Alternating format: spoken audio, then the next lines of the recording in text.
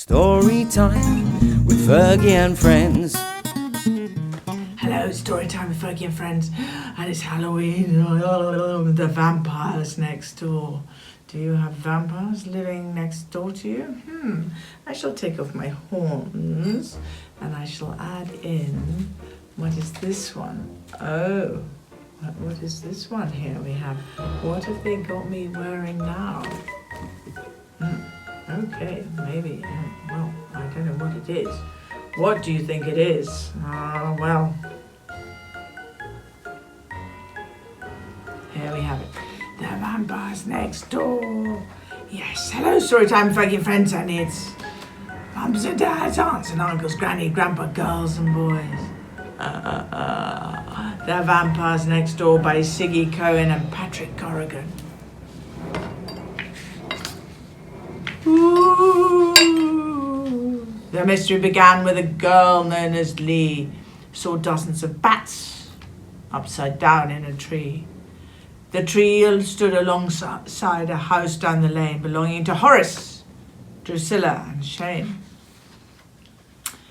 "Our neighbours are vampires," said Lee to her dad, but he gave her a look like he thought she was mad.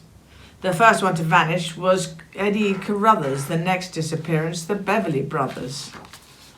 Detectives arrived asking lots of strange questions, and some of the neighbours had crazy suggestions. "The bogeyman got them," cried Fergal McNary, wriggling his fingers and trying to look scary.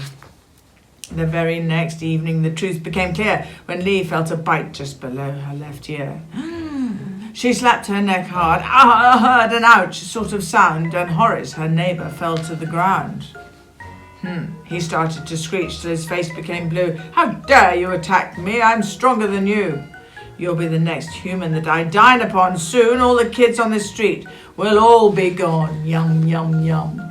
Well, after her neighbour's bad-tempered display, he sprouted some wings and then he fluttered away like a bat in the night. The very next morning, Lee rode to the deli and bought lots of garlic bread, freshly baked and really smelly. Pooh! She pedalled back home and started to eat, and she ate till her breath smelt much worse than her feet. At sunset, she crept towards Horace's house and peered through the keyhole as still as a mouse. From down in the cellar, she heard a weird sound, some hideous noises from under the ground. She went down a stairway, opened a door, and was shocked and amazed at the sight that she saw. The cellar was teeming with dozens of bats with sharp pointy teeth and pink party hats. Let's get a pink party hat. Thank you, Elf. And pink party hats. Horace was singing a rock and roll song, and Shane, his great grandpa, was howling along. Drusilla was sipping what looked like red tea, and they froze on the spot when they recognised Lee. The vampires were startled and taken aback. Their spine-chilling voices, they shouted, "Attack!" They turned into bats as big as Lee's arm and circled her head as she tried to stay calm, screeching and flapping. They flew at her face, but Lee stood her ground with great courage and grace. A bat tried to bite her. She heard it go slurp, so she let off a powerful garlicky burp.